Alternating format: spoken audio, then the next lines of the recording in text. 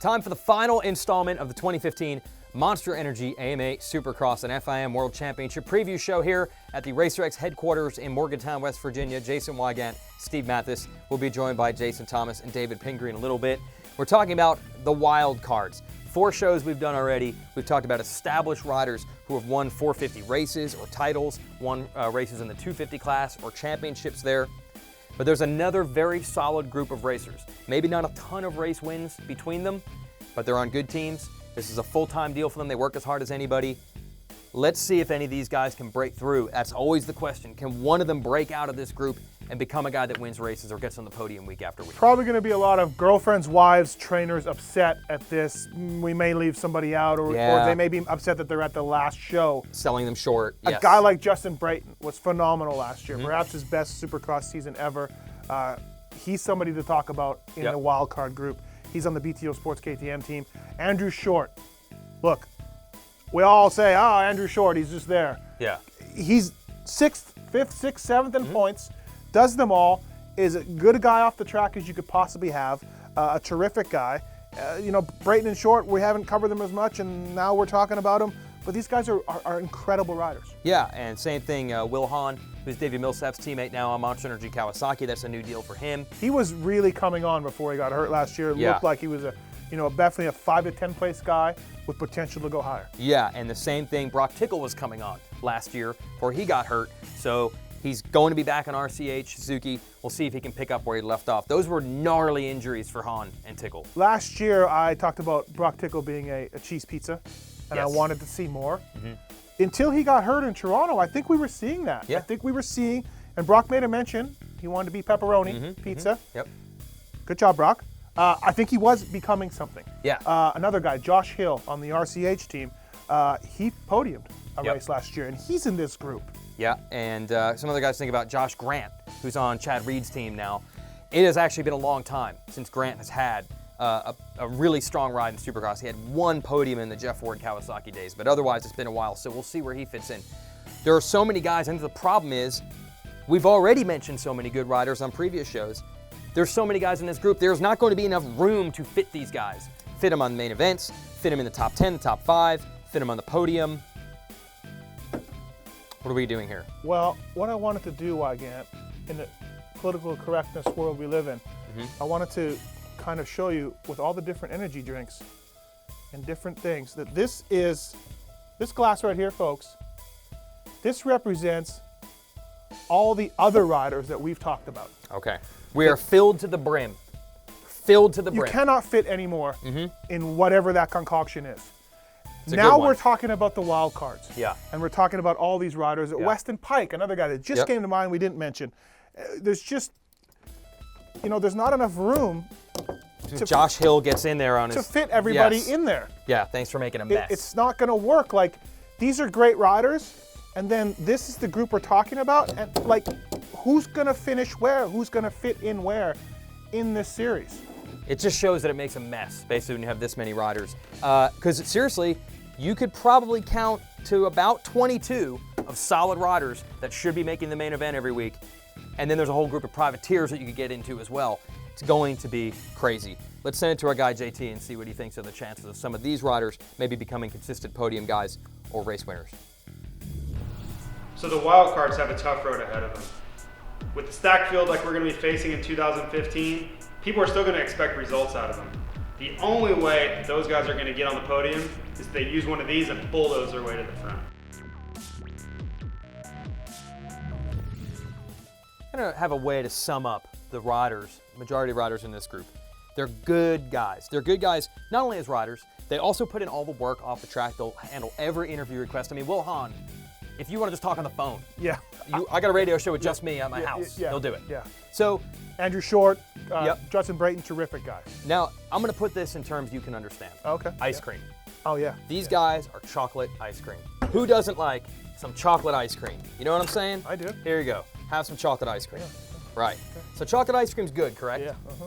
The thing is, sometimes you want chocolate, and sometimes you could get Ben & Jerry's Everything But The, which includes a collision. No, I want that. Yeah, well, of course. Yeah, no. Right. But it's only for certain tastes. Hold on. All right. God, Steve, jeez. Here you go. You can even have a scoop. All right. This ice cream has a collision of chocolate and vanilla ice cream mixed with peanut butter cups, Heath bar chunks, white chocolatey chunks, and fudge-covered almonds. Now, that's pretty awesome, and that's pretty exciting. There's no doubt about it. I like that better. Yeah, you do like it I better. like that better. But not everybody would. I don't really want almonds in my ice cream. Just that one little ingredient could ruin it. When we get to the riders of the other group, the higher up guys who have been battling for race wins and titles, you know what? They don't always fill out all the interview requests. Maybe they're not as easy to work with I behind don't care the if they're that good. That's the whole, Yeah. that's the most vexing thing. These guys are good dudes, but in this sport, winning tastes better than any kind of drama that they have to put up with. So I think these guys, as good as they are, people would like them to just win some races and be complete jerks about it. I see where That's you're the going. whole I see where you're going with this. I see where you're going. Yeah. It is pretty good even with the almonds. Yep. You know who likes to eat ice cream? Because he has every night ice cream. Our man Ping. Let's send it to Ping so we can eat more of this. So it's not for everyone. No. You got to deal with a lot of different things. Sorry, Shorty and Brayden, but this is better. When you get the right bite. Sorry, bro. Oh, it's good. Take it, Ping.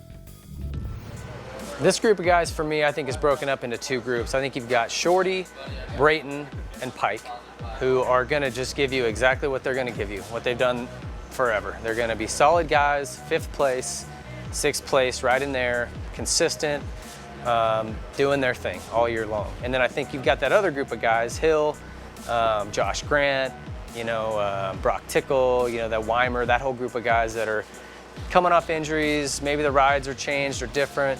Han, I would put in there where we'll see what happens. They could have a breakout year, or they could kind of fizzle. It could go either way. Obviously, I hope they all jump in and do well. It'd be great to see Grant get in there and support Reed on the 2-2 Motorsports team. But for me, I'm just going to have to wait and see on these guys. Not a whole lot of opinion one way or the other. Haven't seen much of them. Nothing that stood out for me.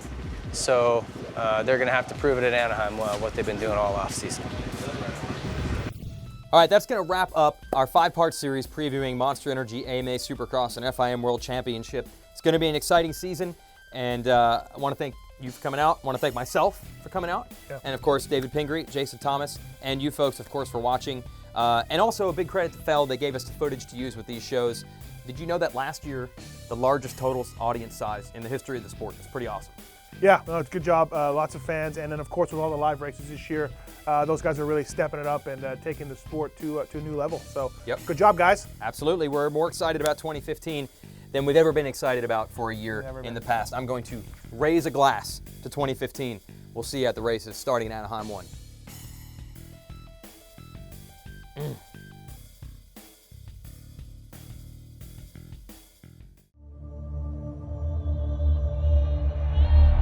I'm excited, there's always that little bit of kind of edgy, butterflies, but it's a feeling you really look forward to. When you don't have it, you miss it. For me, it's always the anthem. As soon as you're hearing the anthem, it's about to get real. It kind of reminds you this is what you enjoy doing, this is why you're here, and bring back the love and the passion for the sport. It gets you fired up, almost kind of chills up your back. The speeds are faster, the intensity's higher, and everybody's training hard and working hard physically and raising that bar. The tension is really high right now. Who's going to be the next guy? A lot of guys are going to be pushing and shoving for that position. There's blood in the water for sure.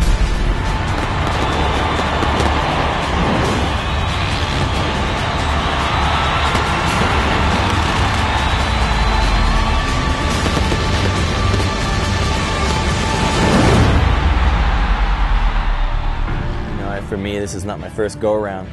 Let the craziness kind of happen, and it's something that you just can't really prepare yourself for other than experience and going through it. Reed's in the lead, and this stadium's going nuts!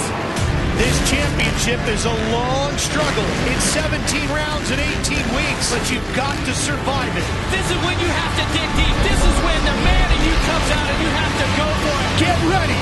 Here comes a gate drop.